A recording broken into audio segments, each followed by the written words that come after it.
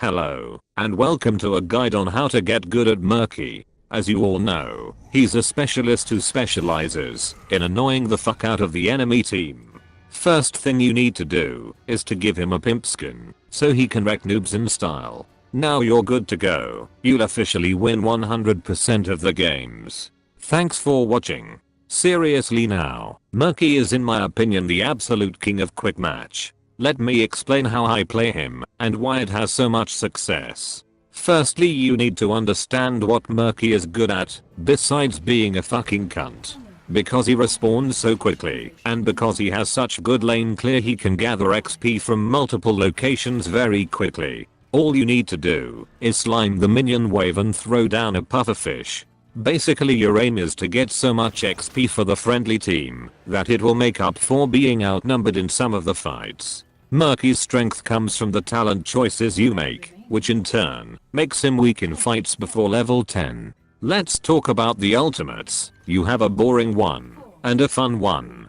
Octo grab turns your pufferfish into a fucking precision strike that is guaranteed to hit at least one enemy, plus the 3-second stun that makes your team able to kill that fucking tracer. Not to mention how funny it is to kill people who think they can 1v1 you. March of the Murlocs calls upon the forces of cute little Murlocs that can either fuck the enemy team's day up or do nothing at all. The way the ultimate works is that each individual Murloc will slow and do poison damage to the first player it hits. So if all your Murlocs hit a fat stitches while the enemy team hides behind him, your ultimate was just useless. Almost in all situations I recommend Octo grab.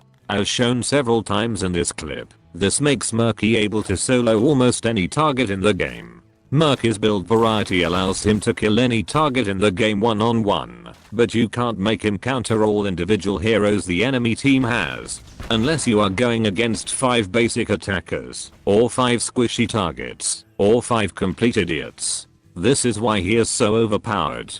He can cause a massive amount of destruction, while respawning in 10 seconds, and being able to kill anyone that comes to interrupt him. The secret is to assume who is going to come get you, and build around that.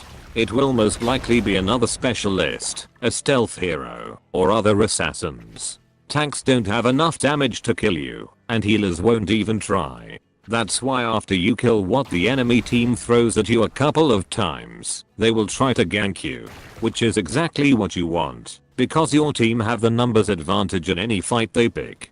Bear in mind that you only give 25% of a real hero's XP, and you respawn in 10 to 15 seconds. Which means you will never feed, unless you're fucking garbage. And the most hilarious thing of all is when the enemy team uses ultimates against you.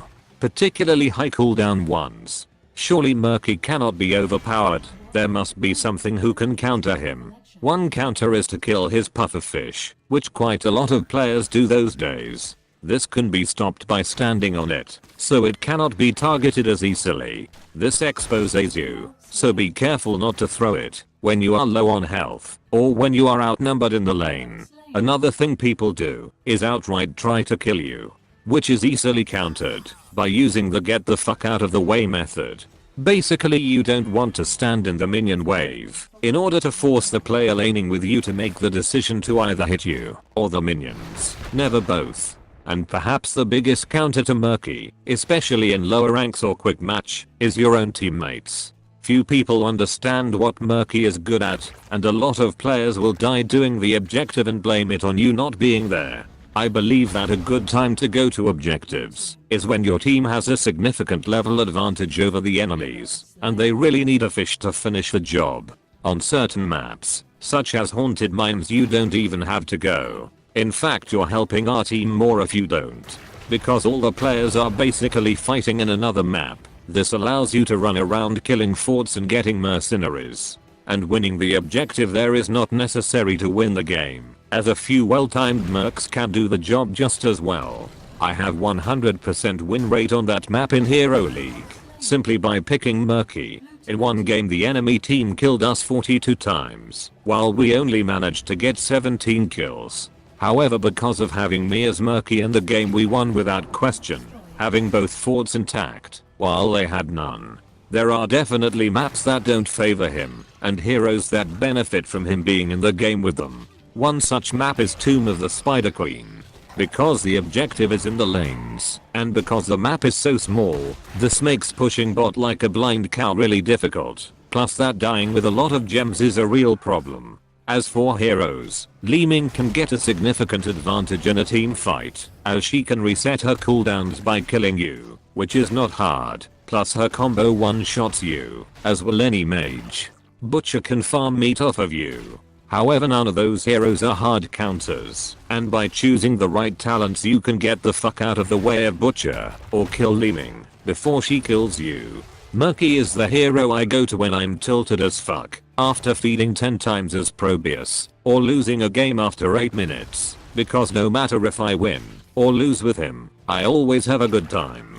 This is the end of the guide. I hope you fucking liked it, and I want to see more Murky mains in the future. Bye bye. Here you can see a Diablo using his apocalypse just for me, which does not even hit me, and is on a 100-second cooldown. Lol.